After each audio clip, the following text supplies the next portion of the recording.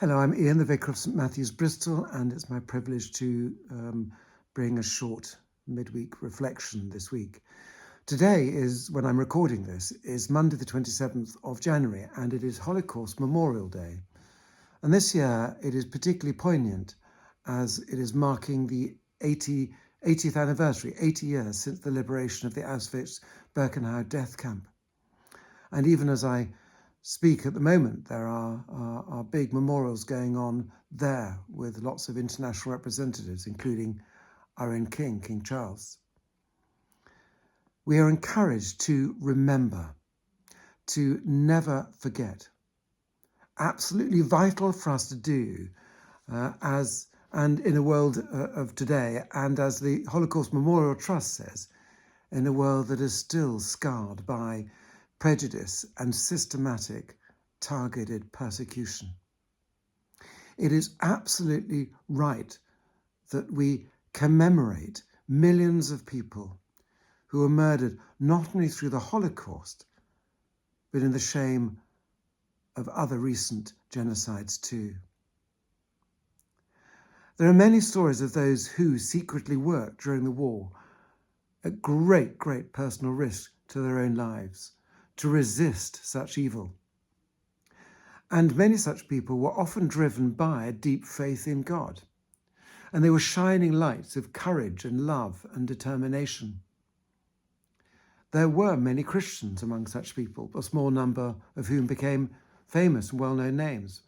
But most of such people were unknown. One of those whom within Christian circles we perhaps know more of is Corrie ten Boom and her testimony of her life in Ravensbrück concentration camp, and as how she struggled to respond to the death of her sister there is powerful and poignant.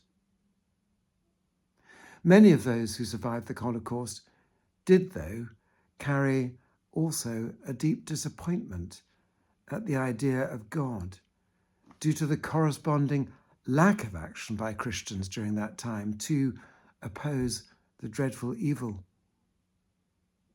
So as I reflect personally today, I ask myself, and I invite you too to join with me, to think, how can I, as a child of God, do more to do justice, love mercy, and walk humbly with our God? How can I, as a child of God, stand up today for the persecuted, for the struggling, for the marginalised? How can we be the heart, the hands, the feet, and the voice of Jesus Christ? How can we, as children of God, ensure that the light of Christ burns brightly and overcomes the darkness that is the evil of fallenness? As the Apostle James says in his letter, if you really keep the royal law found in Scripture, love your neighbour as yourself, you are doing right. Let's do right and think and pray about how we can do more right for those who so desperately need our help in our world today, so that the light of Christ is the light that burns brightly, the light that is never overcome by the darkness. Thank you, and God bless you this week as you think and reflect and pray.